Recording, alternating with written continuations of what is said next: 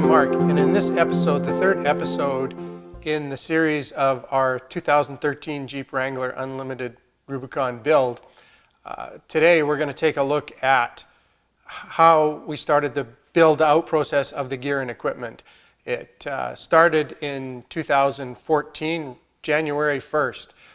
What we've done is we've gone through, and as you saw in the last video, we were able to acquire much of the camping gear and overlanding gear that allowed us to start. If you have not seen the first two videos yet, I would watch them because it'll make a lot more sense as to the whole parameter and how we got started. Probably the best thing to do right now is to go through how we're going to move through this stage. There's a lot going on, and it'll help you understand maybe where we're going to be going over the next few videos. First off, the floor system is going to be redone. In 2014, the floor we're using even today has been in the Jeep. It was intended to be a prototype. So it was really good. But we always intended to have a few other simple modifications to it and build those out. So we're going to basically build the new version at this time. There's very few changes, and I think when you see, as we move forward, you're going to go, good idea, good idea, good idea. But we're currently have the old one in here. So the next thing we're going to do is we're going to look also at the Pelican cases. We haven't opened them, and we haven't talked about what's in there, and they are so cool. You will really like what's in there. There are very few pictures. We've purposely kept them for the most part closed, but we're going to go after them in a big way. That will take a couple videos because there's a lot of gear in there. It's very specifically purchased, and I think you'll find it very interesting as well. The primary focus of today's video is what we thought methodology-wise, how to build it, and some of the important practices that we've followed right since day one. The first thing I did when we started, even driving around in 2013, I knew something had to be changed. And it was this. Jeep, I don't know what you were thinking with this. It sit right here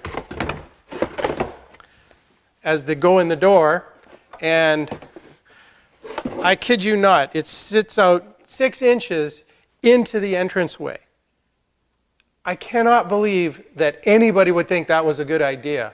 The first thing I did was I went back and ordered the sport version of this piece of plastic, and I needed it when we went to put the vehicle back together because this wasn't going in. There's a plug for the the gear. It's the boom box, right?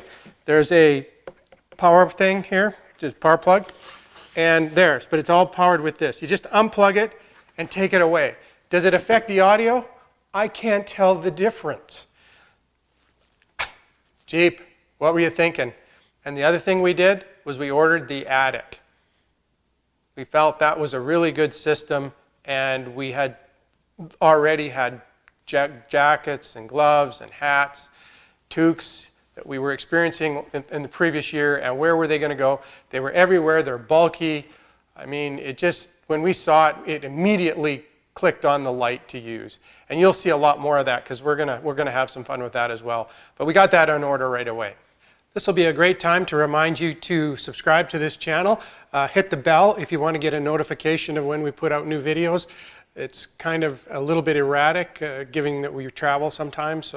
And also, like this channel. It really helps us grow, and our goal is to reach as many new overlanders or overlanders that are looking to find some additional information and really want to help. This is our first loadout on our first trip in 2014. It's remarkably similar to today. The only difference is the top right Pelican case, which is a 1600 for the water system at that time. We basically had 3 criteria that we tried to follow all the time in developing the Jeep. Everything needed to be kitted. Just to give you a quick example, water system, camera gear, first aid kits, tool kits, etc. The next thing would be try to have as many uses for each thing as possible so that you had redundancy and less gear overall. And third would be to try to wait until we needed it or felt that we would be needing it shortly before we buy gear. You can see our layout is basically the same. The only thing different would be the third 1650 Pelican case is not on the roof at the moment, it's on the ground. It wasn't attached the same way it is now permanently. It was strapped to the roof and we brought it down and to put it back up. On that same first trip, we experimented with putting the water up on top and moving the Pelican case around. It was flexible at that time. We felt that the water was just not appropriate up there. It just was top heavy a little bit with that extra 100 pounds on the roof. It's probably a good time to mention that the Gobi Ranger roof rack has a capacity of 600 pounds static and 400 pounds while moving. You'll notice the barbecue is different and the cooking stove is different. At that time, we used a Baby Q Weber and a Primus cook stove. This is the stance of the Jeep after loading up for the first trip. It had all of the water, 15 gallons, and the additional 10 gallons of fuel. You can see the stance, and it's definitely low, but it was manageable. But later in the fall, as you notice in this picture, we improved the stance quite a bit by installing Firestone airbags, and it really made all the difference in the world. They are adjustable with the onboard air that we had. It's simple. And there they are. Simply just they slide inside of the springs. These are the factory springs. And it's that easy. There's some air hoses that you can see will come off the top, and they just go to the fillers on the rear bumper. Let's take a look at the inlets where we adjust the air pressure in the airbags. They would generally range between about 15 and 30 psi. Never really went over that, never really had the need to. So there was a bracket made for under the bumper.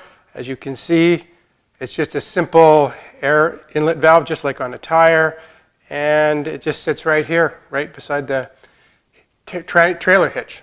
So it's awesome, it worked really well. If I needed air, I put it in. If I didn't need it, I let it down. Simple. The cost was under $350 installed. On the same trip, I was able to go over Elephant Hill without any troubles at all. That's a pretty tough route for a stock vehicle. Again, here's the Jeep on the way into Alstrom Point.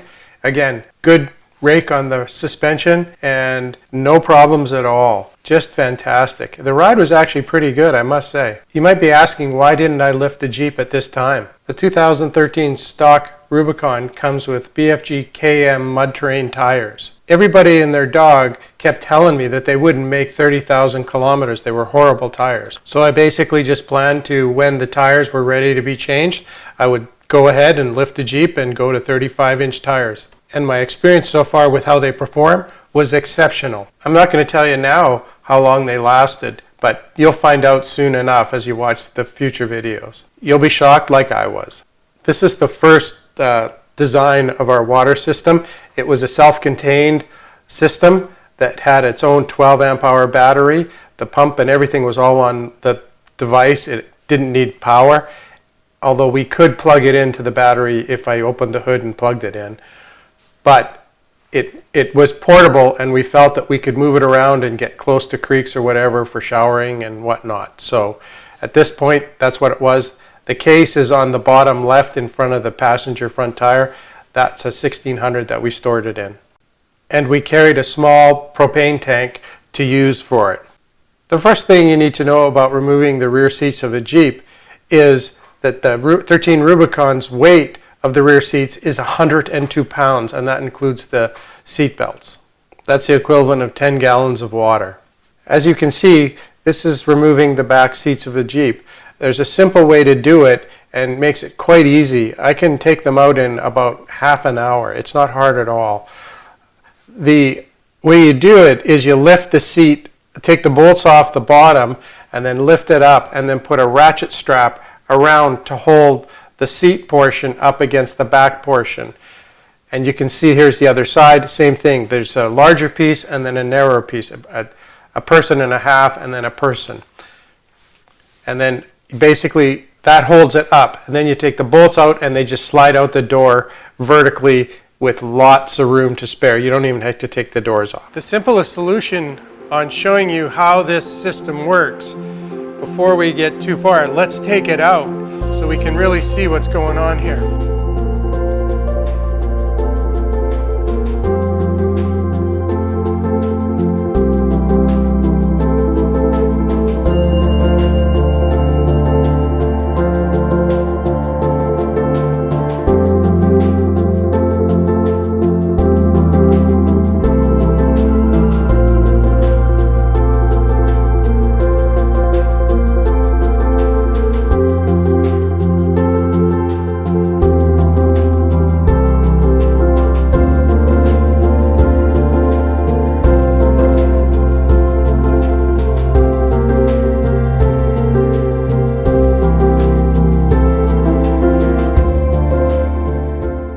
Go. Now you can see inside, all of the original mats are on and all of the carpeting was left on.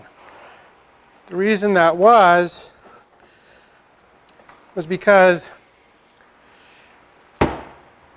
insulation for noise and temperature, it really helps.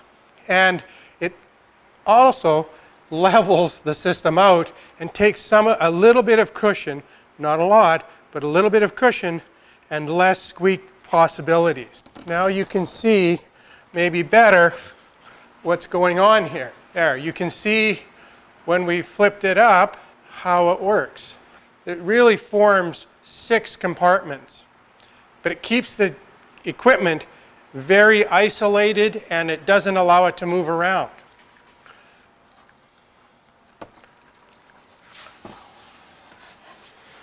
All right, well, let's take a look at the value of this storage in the footwell here in the rear of the Jeep. From halfway down the angle slope here, which would be, and then to here, given that the height from the bottom of the support system here in divider system is 7.5 inches.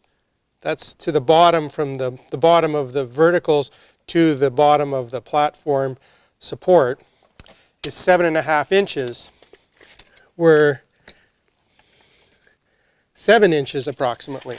So we really only lose about ½ an inch going under the seat. So let's take a look now, because the 2 supports are here and here, correct? You can't see the other one over here, but it's here. So let's go from there to under the seat, halfway down, both of them, gives us an average of 29 inches. And the width, that one, so it's 49. So you do the math, 29 by 49, at 7.5 inches deep. So there's quite a bit of space. You'll notice here that there is a spinning and flexible clamp. This is the factory tie down. So there's one of those tie downs here. There's one of those tie downs here. There's another one here that was in for the floor system, and there's another one here. There was one here as well. There was one here. This, where the 4 are missing, there, and there. This is where those tie downs were moved to so that they made way for the deck screws to go through and hold down. I moved them up here. Normally it's just a bolt, but I put them here because it's the same size bolt. So I put 2 here, and then there are 2 on the other side. This is also how we hold the pieces of equipment that you've seen in previous videos. So let's take out the remaining pieces.